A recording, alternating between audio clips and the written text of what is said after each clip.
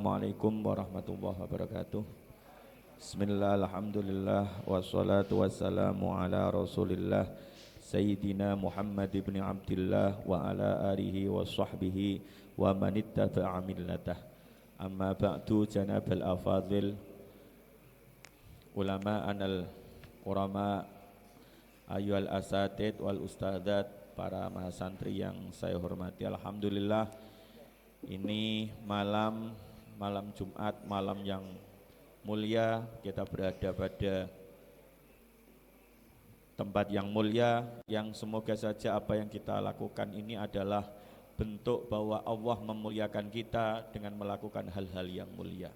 Salawat serta salam semoga tetap terhaturkan kepada junjungan kita baginda Rasul Muhammad sallallahu alaihi wa ala alihi wasallam. Ini hari Jumat. Hari Jumat itu yang paling baik adalah dipakai untuk bersolawat.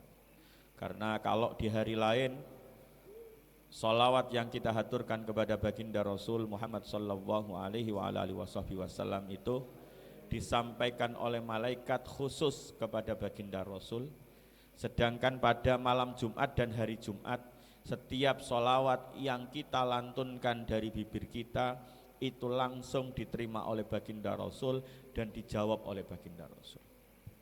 Maka kalau malam Jumat, usahakan zikirnya ditingkatkan, solawatnya ditingkatkan, pembicaraan-pembicaraan yang baik ditingkatkan. Jadi kalau ada orang mengatakan bahwa kita harus belajar agama, itu ya semua sisi. Ada orang yang membaca Al-Quran, itu ya belajar agama ya baik. Ada orang yang belajar fikih, itu ya baik, karena fikih itu pengejawantahan Al-Quran dalam bidang hukum. Ada orang yang belajar akhlak, itu ya baik, karena itu adalah pengejawantahan Al-Quran dalam bidang akhlak. Ada orang yang membicarakan ilmu apapun itu sepanjang diniati untuk mengejawantahkan ajaran Islam adalah baik. Dan ilmu itu adalah zikir. Jadi kalau sampai di kamar baca kitabnya, ngulang lagi yang diajarkan oleh ustadznya, oleh asatidnya, itu ya baik, itu dianggap zikir oleh Allah.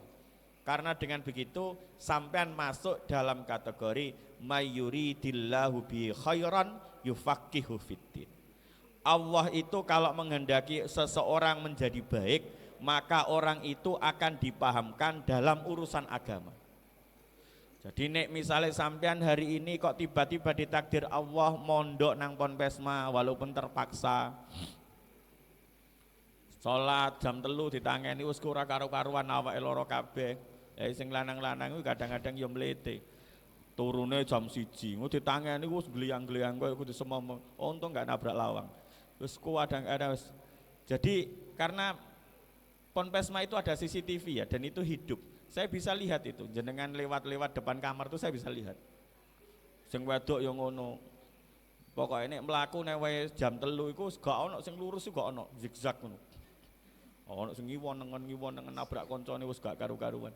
Ya nek kalau memang tidak perlu, kalau memang tidak baca buku, kalau memang tidak ada tugas kuliah, mbok yo turu. Turu istirahat. Engkok jam 3 tangi. Jadi kita itu harus membiasakan, semakin dewasa orang itu harus tahu skala prioritasnya.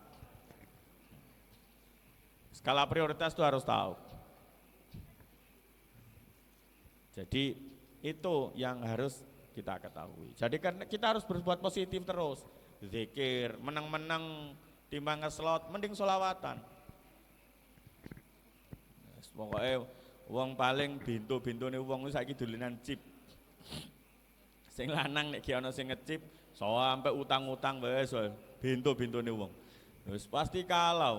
Wong kita itu bermain judi itu jelas haram. Terus sampean dulinan karo algoritma yang dibikin orang. Mosok sing aku usaha gawe ngono terus berusaha menang no sampean ngekei duit sampean. Lah mending duit tapek. Lah itu pasti gitu. Jadi tolong itu. Karena apa? Karena kita harus terus melakukan kebaikan. Sampean kok ojo sampai terseret pada judi-judi gaya baru. Koyok-koyoknya modern, main-mainnya game. Tapi itu kalau misalnya judi ya judi aja. Karena sebuah hadis mengatakan yub'atsu kullu 'abdin 'ala ma mata 'alaihi. Semua manusia itu nanti di hari akhir akan dibangkitkan berdasarkan kebiasaan yang dibawa mati. Jadi sampean kok nek tukang ngeslot, wah bahaya. Coba. Terus akhirnya ora iso ndelok ngarep, mek ndelok HP karo miring terus ngono kan ya ora keren untuk gone padang maksar terus nonop-nonop ngono kan ora keren. Jadi yub'atsu kullu 'abdin 'ala ma mata 'alaihi. Seorang ulama itu nafsiri begini. Ai yamutu 'abdin 'ala ma asha 'alaihi wa yub'atsu kullu 'abdin 'ala ma mata 'alaihi. Jadi uwong iku menemati ku nurut apa sing biasanya dilakoni ketika urip.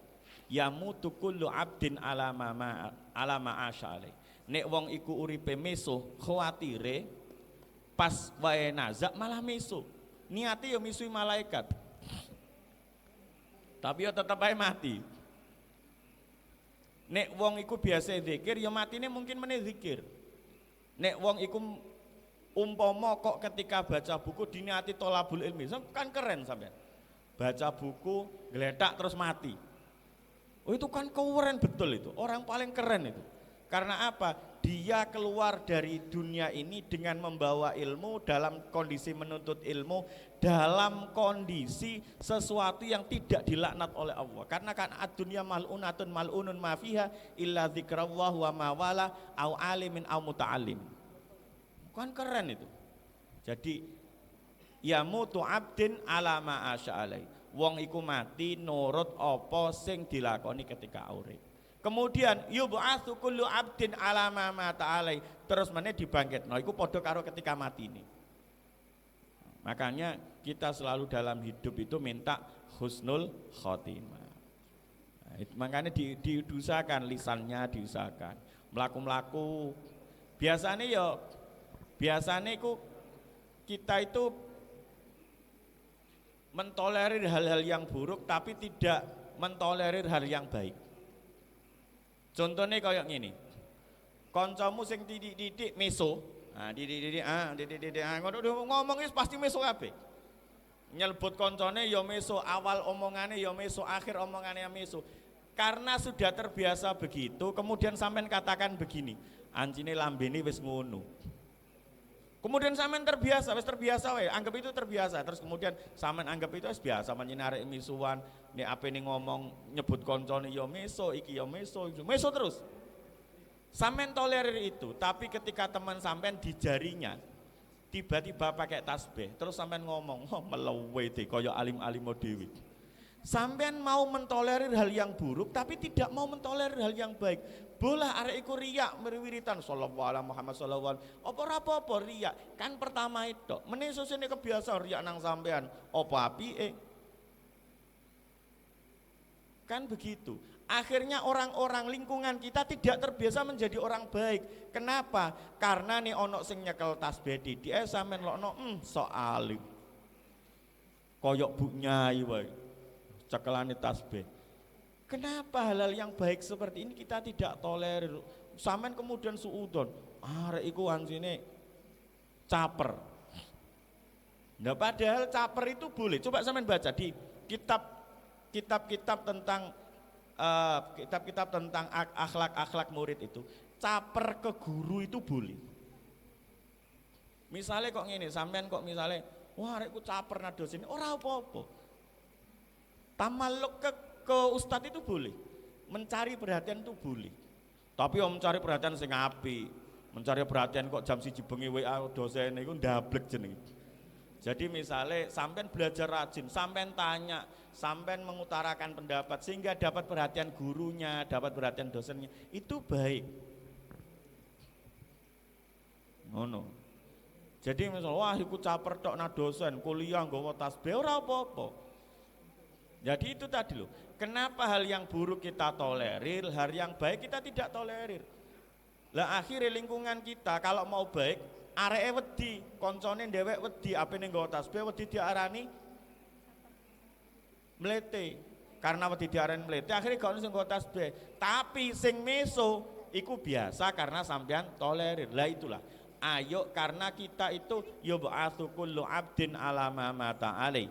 Karena kita nanti dibangkitkan itu dengan apa yang kita mati atas hal itu, kita juga mati ayyamutu 'abdin 'ala ma asya alai. Kita akan mati sebagaimana kita hidup, maka pembiasaan ketika hidup yang baik. Semoga saja nanti ketika mati, ya ketika kita melakukan kebaikan itu, sehingga nanti kalau dibangkitkan, kita dalam keadaan orang-orang yang baik.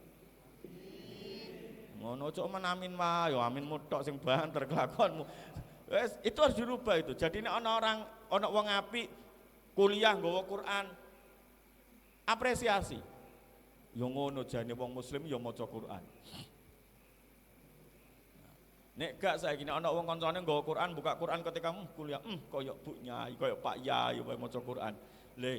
Tapi nek ana kancane meso dijewarno.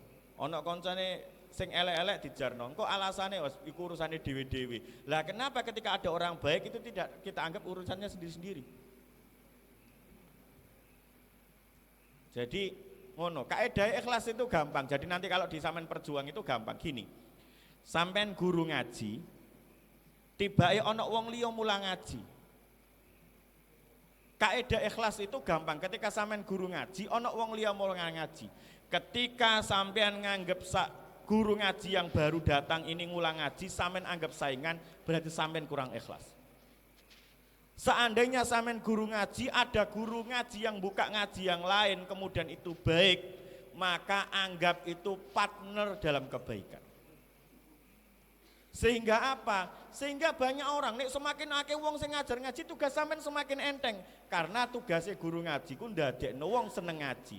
Semakin banyak guru ngaji, maka semakin banyak orang ngaji dan semakin seneng wong-wong ngaji. Nah, nek sampean pengen jadi guru ngaji, ijen sementara ana wong buka ngaji, ana guru ngaji liya sampean musuhi, berarti niate sampean gak ngajar ngaji tapi ngelek popularitas sampean dhewe. Dan itu bahaya. Wah, agama apa sampean kuasai. Jadi itu. Besok kalau begitu. Makanya kalau ada temennya bawa Quran, jangan-jangan ketika sampean ngomong wah so alim, itu jangan-jangan sampean iri karena sampean nggak bisa melakukan. Harusnya ketika ana temen yang nggo tasbih zikir nduk pojoke kelas, ana kanca nggawa Quran nduk pojoke kelas, kita itu bahagia. Ya Allah, ternyata di dunia ini masih ada orang muslim yang berzikir, masih ada orang muslim yang baca Quran. Dan ini baik karena apa? Agama saya akan langgeng. Kan sakjane ngono toh? Tapi akeh sing ngono apa sing enggak? Akeh sing enggak. Ana kancane nggo Quran, wah sok alim.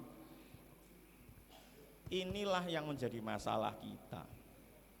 Ya, jadi saya itu pengen sebenarnya memasyarakatkan Quran. Misalnya sampean kuliah bawa Quran yang kecil yang iso disai. Terus ketika di pojok sampean maca Quran. Leren-leren sampean maca Quran, nduk taman maca Quran. Saiki kan gak nduk taman kono isine wong selfie, nduk sebelah kene isine wong selfie, nduk sebelah kono selfie. Lah wong gek lulus proposal skripsi apa wis fotone ora karu-karuan. Lah iku durung karuan menene wis mari proposal terus digarap. Lah nek mari lulus proposal skripsi ora digarap tetep ora lulus. Ngono fotone ora karu-karuan, ono banner nggawa fotografer. Padahal dia tidak tahu setelah lulus jadi sarjana dia bakal jadi pengangguran. Jadi masalah wong liya. Lah kan enak sampean mahasiswa. Wah takoki kan kewuren. Sampean kerja nang ndi, Mbak? Wah, kula tasik mahasiswa. Wis jawaban selesai, Gus. Paling takoki kuliah nang ndi ngono tok. Sampean lulusan sampean kerja ndok ndi? Wah, kan bingung.